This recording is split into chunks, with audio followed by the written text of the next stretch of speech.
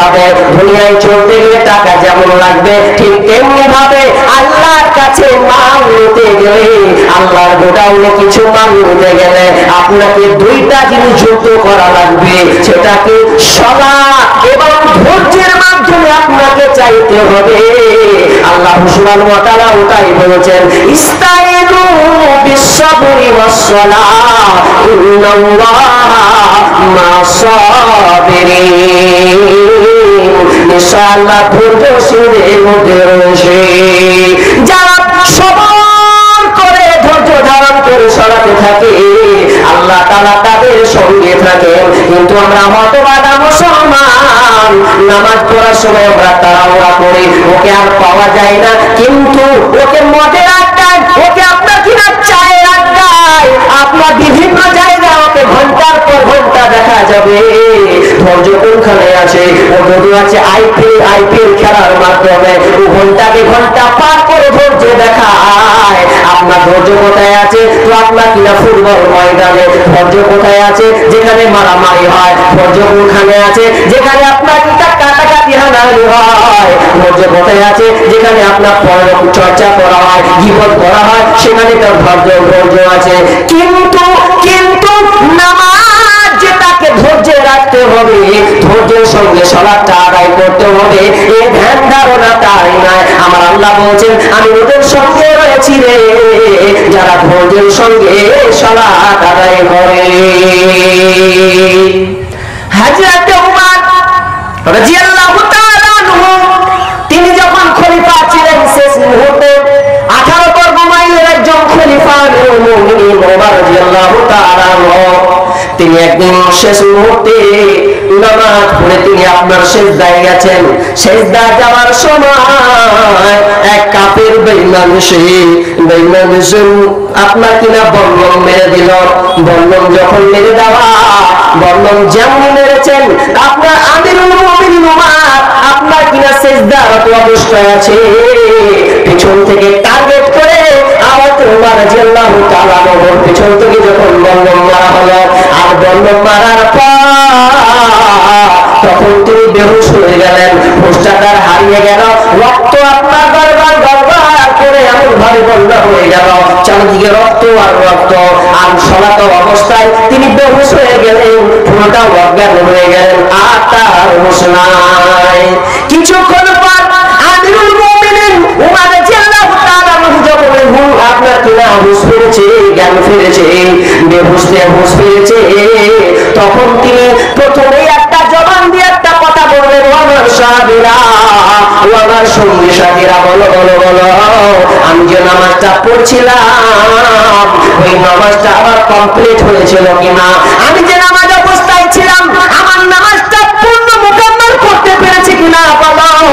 সাহাবীরা বলছেন, আমিরুল মুমিনিন আপনি নামাজ পড়ছিলেন কিন্তু আপনার নামাজটা কমপ্লিট হয়নি, বরং আপনি আরো এক রাকাত আপনার বাকি থেকে গেছে, আপনি এক রাকাত পড়লে আপনার নামাজটা কমপ্লিট হবে, পূর্ণ হবে। কিন্তু দেখেন একজন নেতা, একজন খলিফা, একজন প্রেসিডেন্ট, তিনি প্রথমে হুঁশ ফিরল তো সালাতের কথা শুরু করলো। তিনি তো বলতে পারতেন, এরা আমার সঙ্গী সাথীরা, কে আমাকে বললো মানলো, বলো তাকে ধরতে পেরেছো কিনা, কি তার হালাত, কে এসে কোথাকার, ওকে ধরতে পেরেছো কিনা, ও স্বাস্থ্য উপযুক্ত হলো কিনা, তোমরা এটা বলো। আমিরুল মুমিনিন না বলে তিনি প্রথমে বলছেন, বলো বলো আমার নামাজটা কমপ্লিট হয়েছিল কিনা, আমার সালাতটা হয়েছিল কিনা। সাহাবীরা বললেন, আপনার নামাজ আপনার শুনে আছে। আমিরুল মুমিনিন বলছেন, ওরে আমার সঙ্গী সাথীরা, আমার জন্য তাড়াতাড়ি করে তোমরা পানি নিয়ে আসো। আমি পানি নিয়ে এসে আমিরুল মুমিনিন তাড়াতাড়ি করে উযু করে এক রাকাত নামাজকে তিনি পূর্ণ করলেন। তারা নামাজের প্রতি কত অটল অবিচল ছিলেন, নামাজে তারা কত পাগল ছিলেন যে নামাজ মরছে, মারা যাচ্ছে তো নামাজ পূর্ণ হয়েছে কিনা। আরে এক পিছন থেকে ভরে দেওয়া মানে কি, রক্ত ফোয়ারা চলছে, খাবার খেলে আর যাবে না, বের হয়ে পেট দিয়ে বেরিয়ে চলে যাবে, এই সময় বলছে যে আমার নামাজটা কমপ্লিট হলো। তারা দেখেন তাদের ধৈর্য দেখেন, আর আমাদের ধৈর্য বলে 10 মিনিট যদি এমন 1 মিনিট করছে তার সাথে মানে সালামটা ফিরাও, আর বসে থাকতে ইচ্ছা করে না, আর মনোযোগ নেই, ই করছে সালা কার পার নেই পড়লো, শেষে যদি একটু ঢেরে বলবো তো এখন সালাম ফিরতে হবে, না ফিরলে আর করবে, মানে একবার অন্য দিয়ে কাজ হয় না। এরকম আছে আপনাদের এদিকে? আমাদের এদিকে আছে গো, নামাজ পড়তে পড়তে ও খুকারি মারবে যে সালামটা ফিরাও, ও ভাবছে যে মনীষা মনে ভুলে গেছে, লাগছে ভুলে গেছে, তাকে খুকড়ি দিয়ে তাহলে অসরল হবে। মানে নামাজ সলাতটাকে ঠিক মতন পড়ার একটা কৌশল, ওখানে শয়তান হাজির হয়ে গেছে গো, তো নামাজ ওই ভাই পড়লে হবে না। তো আল্লাহ বলছেন তোমরা আমার কাছে চাইবে, ধৈর্যের সঙ্গে তোমরা আমার কাছে চাও, নামাজটাকে ধৈর্যের সঙ্গে তোমরা আদায় করো, তাহলে আমি আল্লাহ আমার কাছে যে ধনভাণ্ডার মাল আছে, আমি আল্লাহ তুমি যেটা চাইবে আমি আল্লাহ ওটাই তোমাকে ফিরিয়ে দেবো।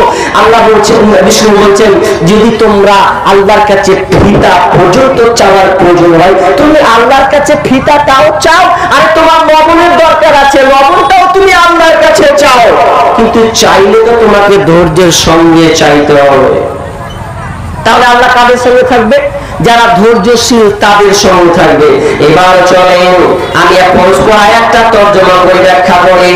প্রথমে আল্লাহ এখানে সবরের কথা আনলেন, এবার আমার প্রশ্ন, সবরের কথা বলতে বলতে বলতে বলতে এক শ্রেণীর কথা আল্লাহ স্মরণ করিয়ে দিয়েছেন।